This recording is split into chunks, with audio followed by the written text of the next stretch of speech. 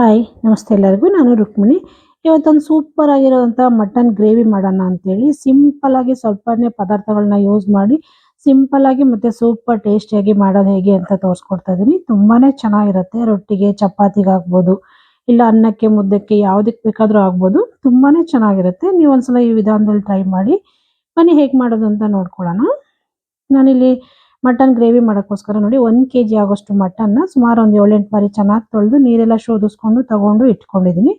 ಇದಕ್ಕೊಂದು ಮಸಾಲೆ ರೆಡಿ ಮಾಡ್ಕೊಳ್ಳೋಣ. ಮಸಾಲೆ ರೆಡಿ ಮಾಡ್ಕೊಳ್ಳೋಕ್ಕೋಸ್ಕರ ಸ್ಟವ್ ಮೇಲೆ ಒಂದು ಬಾಣಲಿ ಇಟ್ಕೊಂಡು ಒಂದು ಅರ್ಧ ಸ್ಪೂನ್ ಆಗೋಷ್ಟು ಎಣ್ಣೆ ಸೇರಿಸ್ಕೊಳ್ತಾ ಇದ್ದೀನಿ. ಎಣ್ಣೆ ಕೂಡ ಬಿಸಿ ಆಗ್ತಾ ಇದ್ದಂಗೆ ನಾವು ಇದಕ್ಕೆ ಒಂದು ಸ್ವಲ್ಪ ತೆಂಗಿನಕಾಯಿ, ಜಾಸ್ತಿ ಯೂಸ್ ಮಾಡೋದು ಬೇಡ, ಸ್ವಲ್ಪ ನೋಡಿಕೊಂಡು ಹಾಕ್ಕೊಳ್ಳೋಣ. ತುಂಬ ಯೂಸ್ ಮಾಡೋಕ್ಕೆ ಹೋಗ್ಬಾರ್ದು. ಸ್ವಲ್ಪ ತೆಂಗಿನಕಾಯಿ ಕಟ್ ಮಾಡಿ ನಾನು ಸೇರಿಸ್ಕೊಳ್ತಾ ಇದ್ದೀನಿ.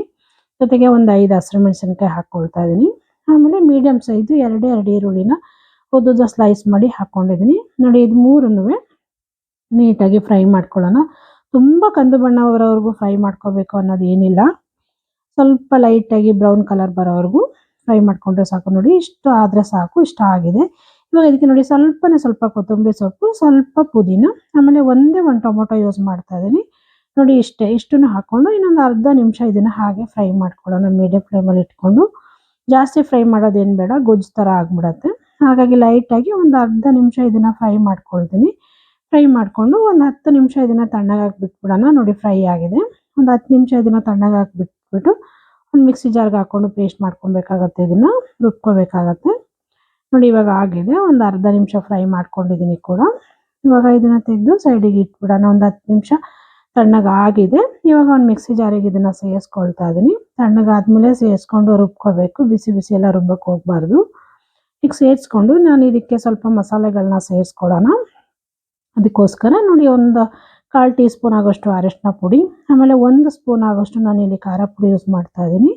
ಜೊತೆಗೆ 1.5 ಸ್ಪೂನ್ ಆಗೋಷ್ಟು ಧನಿಯಾ ಪೌಡರು, ಆಮೇಲೆ 1 ಸ್ಪೂನ್ ಆಗೋಷ್ಟು ನಾನಿಲ್ಲಿ ಮಟನ್ ಮಸಾಲ ಯೂಸ್ ಮಾಡ್ತಾ ಇದ್ದೀನಿ. ಆಪ್ಷನಲ್ಲು, ಬೇಡ ಅಂದರೆ ಬೇಕಾದ್ರೆ ಗರಂ ಮಸಾಲ ಕೂಡ ಒಂದು ಅರ್ಧ ಸ್ಪೂನ್ ಹಾಕ್ಕೊಬೋದು.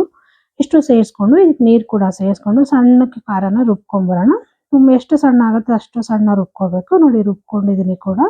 ಇವಾಗ ಇದನ್ನು ಕೂಡ ತೆಗೆದು ಸೈಡಲ್ಲಿ ಇಟ್ಕೊಂಡು ಸ್ಟವ್ ಮೇಲೆ ಒಂದು ಕುಕ್ಕರ್ ಇಟ್ಕೊಂಡಿದ್ದೀನಿ. ಕುಕ್ಕರ್ ಕೂಡ ಬಿಸಿ ಆಗ್ತಾ ಇದ್ದಂಗೆ ಒಂದು 2-3 ಸ್ಪೂನ್ ಎಣ್ಣೆ ಹಾಕ್ಕೊಳ್ತಾ ಇದ್ದೀನಿ. ಜಾಸ್ತಿ ಹಾಕ್ಕೊಳ್ಳೋದು ಬೇಡ. ಒಂದು 3 ಸ್ಪೂನ್ ಚಿಕ್ಕ ಸ್ಪೂನಲ್ಲಿ ಹಾಕ್ಕೊಂಡಿದ್ದೀನಿ ಅಷ್ಟೇ. ಒಂದು ಮೀಡಿಯಮ್ ಸೈಜ್ ಈರುಳ್ಳಿನ ಸಣ್ಣಕ್ಕೆ ಸ್ಲೈಸ್ ಆಗಿ ಸಣ್ಣ ಕಟ್ ಮಾಡಿ ನಾನಿಲ್ಲಿ ಸೇರಿಸ್ಕೊಂಡಿದ್ದೀನಿ. ಈರುಳ್ಳಿನ ಸ್ವಲ್ಪ ಫ್ರೈ ಆಗಲಿ. ಈರುಳ್ಳಿ ಕೂಡ ಚೆನ್ನಾಗಿ ಫ್ರೈ ಆಗ್ತಾ ಇದ್ದಂಗೆ ನಾವಿಲ್ಲಿ ಮಟನ್ನ ಸೇರಿಸ್ಕೋಬೇಕಾಗತ್ತೆ. ನೋಡಿ ಈರುಳ್ಳಿ ಕೂಡ ಫ್ರೈ ಆಗಿದೆ. ಇಷ್ಟು ಫ್ರೈ ಆದರೆ ಸಾಕು. ಈಗ ನಾನು ತೊಳೆದಿಟ್ಕೊಂಡಿರುವಂಥ ಮಟನ್ನ ನಾನು ಇದಕ್ಕೆ ಸೇರಿಸ್ಕೊಳ್ತಾ ಇದ್ದೀನಿ.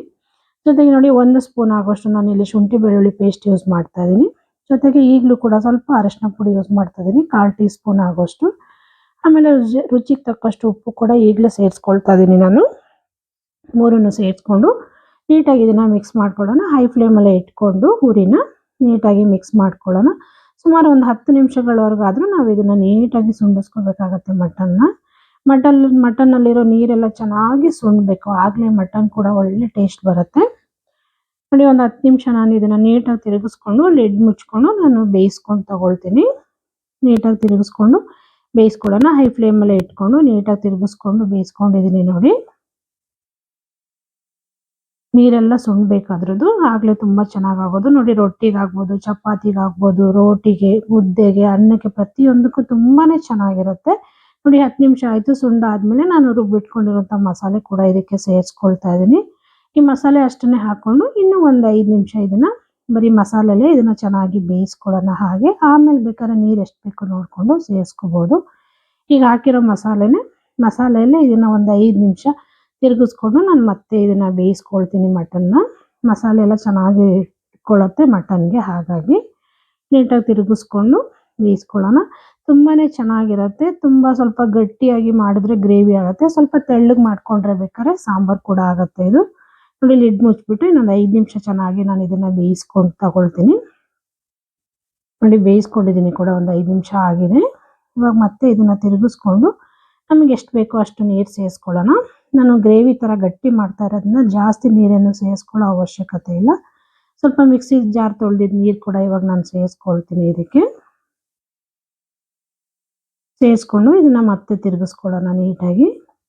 ನೋಡಿ ಏನು ಜಾಸ್ತಿ ಪದಾರ್ಥಗಳನ್ನ ಯೂಸ್ ಮಾಡ್ತಾ ಇಲ್ಲ. ಸ್ವಲ್ಪನೇ ಸ್ವಲ್ಪ ಪದಾರ್ಥಗಳನ್ನ ಯೂಸ್ ಮಾಡಿ ಸಿಂಪಲ್ ಆಗಿ ಮಾಡ್ಕೊಳ್ತಾ ಇದೀನಿ. ಜಾಸ್ತಿ ಪುದೀನ ಆಗ್ಲಿ, ಇಲ್ಲ ಜಾಸ್ತಿ ಕೊತ್ತಂಬರಿ ಸೊಪ್ಪಾಗ್ಲಿ ಏನು ಯೂಸ್ ಮಾಡಿಲ್ಲ. ಸಿಂಪಲ್ ಆಗಿ ಯೂಸ್ ಮಾಡಿದೀನಿ. ನೋಡಿ ಗ್ರೇವಿ ಸ್ವಲ್ಪ ಜಾಸ್ತಿ ಗಟ್ಟಿ ಅನಿಸ್ತಾ ಇದೆ. ನಾನು ಮುದ್ದೆ ಕೂಡ ಮಾಡ್ತಾ ಇರೋದ್ರಿಂದ ನಾನು ಸ್ವಲ್ಪ ಒಂದು ಅರ್ಧ ಗ್ಲಾಸ್ ಆಗೋಷ್ಟು ನೀರು ಸೇರಿಸ್ಕೊಳ್ತೀನಿ ಇದಕ್ಕೆ. ಇದು ಬೆಂದ್ಮೇಲೆ ಇನ್ನೂ ಕೂಡ ಸ್ವಲ್ಪ ಗಟ್ಟಿ ಆಗತ್ತೆ. ತೆಂಗಿನಕಾಯಿ ಹಾಕಿರೋದ್ರಿಂದ. ಮತ್ತೆ ನೋಡಿ ನೀವು ನೋಡ್ತಾ ಇರಂಗೆ ನಾನಿಲ್ಲಿ ಹುರ್ಗಡ್ಡೆ ಆಗ್ಲಿ, ಇಲ್ಲ ಗಸಗಸೆ ಆಗ್ಲಿ, ಚಕ್ಕೆ ಲವಂಗ ಆಗ್ಲಿ ಏನು ಸೇರಿಸ್ಕೊಂಡಿಲ್ಲ. ಸಿಂಪಲ್ ಆಗಿ ಮಾಡಿದ್ದೀನಿ. ಟೇಸ್ಟ್ ಕೂಡ ತುಂಬಾನೇ ಚೆನ್ನಾಗಿ ಬರುತ್ತೆ. ನೀವು ಒಂದ್ಸಲ ಈ ವಿಧಾನದಲ್ಲಿ ಟ್ರೈ ಮಾಡಿ. ನೋಡಿ ಇಷ್ಟು ಸಾಕು ಅನ್ಕೊಳ್ತೀನಿ. ಈಗ ಲಿಡ್ ಮುಚ್ಚಿಬಿಟ್ಟು ಒಂದು 5 ವಿಷಲ್ ಕೂಗಿಸ್ಕೊಳ್ತೀನಿ. ಮಟನ್ ಆಗಿರೋದ್ರಿಂದ ಒಂದು 5 ವಿಷಲ್ ಕೂಗಿಸ್ಕೊಳ್ಳೇಬೇಕು. ಒಂದು 5 ವಿಷಲ್ ಆದಮೇಲೆ ಸ್ವಲ್ಪ ತಣ್ಣಗಾದ್ಮೇಲೆ ನಾನು ತೆಗಿತೀನಿ. ನೋಡಿ ತಣ್ಣಗಾಗಿದೆ ಕೂಡ, ಪೂರ್ತಿಯಾಗಿ ಕೂಲ್ ಆಗಿದೆ ಕುಕ್ಕರು. ತೆಗೆದು ತೋರಿಸ್ತಾ ಇದ್ದೀನಿ. ನೋಡಿ ಸೂಪರ್ ಟೇಸ್ಟಿಯಾಗಿ ಮಟನ್ ಗ್ರೇವಿ ರೆಡಿ ಆಗಿದೆ. ನೋಡಿ ರೊಟ್ಟಿಗೆ ಹಾಕ್ಬೋದು, ಚಪಾತಿಗೆ ಹಾಕ್ಬೋದು, ಮುದ್ದೆಗೆ, ಅನ್ನಕ್ಕೆ, ರೋಟಿಗೆ ಪ್ರತಿಯೊಂದಕ್ಕೂ ಸೂಪರ್ ಆದಂಥ ಕಾಂಬಿನೇಷನು. ಇಲ್ಲ ಗೀ ರೈಸ್ಗೂ ಕೂಡ ಯೂಸ್ ಮಾಡ್ಕೋಬೋದು. ತುಂಬಾನೇ ಚೆನ್ನಾಗಿರುತ್ತೆ. ಸರ್ವ್ ಮಾಡ್ಕೊಳ್ತಾ ಇದ್ದೀನಿ. ನೋಡಿ ಇಷ್ಟೇ, ಇದು ಮಟನ್ ಗ್ರೇವಿ ನಿಮಗೆಲ್ಲ ಇಷ್ಟ ಆಯಿತು ಅಂದ್ಕೊಳ್ತೀನಿ. ಇಷ್ಟ ಆದರೆ ದಯವಿಟ್ಟು ಶೇರ್ ಮಾಡಿ, ಲೈಕ್ ಮಾಡಿ, ಸಬ್ಸ್ಕ್ರೈಬ್ ಮಾಡ್ಕೊಳ್ಳಿ. ಹಾಗೆ ಪಕ್ಕದಲ್ಲಿರೋ ಬೆಲ್ ಐಕನ್ ಕೂಡ ಕ್ಲಿಕ್ ಮಾಡಿ. ನಾನು ಯಾವುದೇ ವಿಡಿಯೋ ಹಾಕಿದ್ರು ನೋಟಿಫಿಕೇಶನ್ ಬರುತ್ತೆ.